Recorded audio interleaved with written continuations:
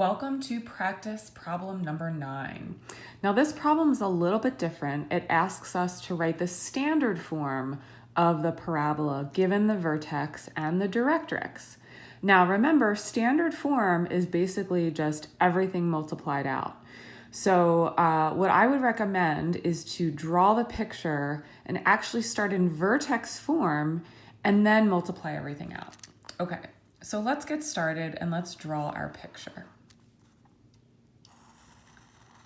The vertex is over 4 and down -1, all right? And again, we don't know if the parabola just from the vertex is going to open up, down, left, or right. But we have a clue. We know the directrix. And the directrix is at y equals -17/16. Okay, now let's think about this. Isn't it true that a -1 is really like a -16/16? So it seems like the directrix is just 1/16 below that.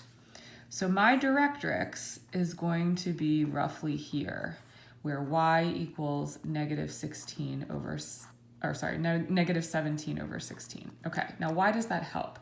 Remember, in all cases, the directrix is, think of it as being like outside the parabola. So if the vertex is here and that's the directrix, I know the parabola roughly looks like this, and I know it opens upward, okay? So that'll help you sort of draw the picture.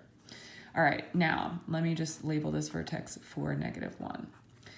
Again, I'm going to start in vertex form. So because this is an up and down parabola, I'm going to write that y equals a times the quantity x minus h squared plus k. And I'm going to fill in my hk. I don't know my a value, but I do know it's some positive number because I'm opening upward. And I know this is x minus 4 squared minus 1. Okay, now, in order to find my a value, it's similar logic to the last problem. I know that p is equal to 1/4a. And the good news is that the distance from the vertex to the directrix is also the letter p. Remember, if I had a focal point here, the distance from the vertex to the focus would be the letter p.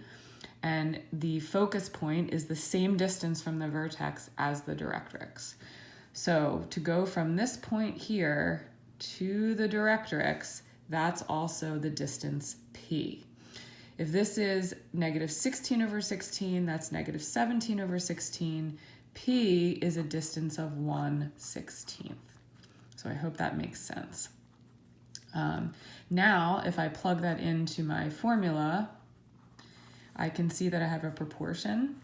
The numerators are equal. So 4 times what is going to give me 16? I know that a has to be 4. Specifically, I know it has to be a positive 4 because the parabola opens upward.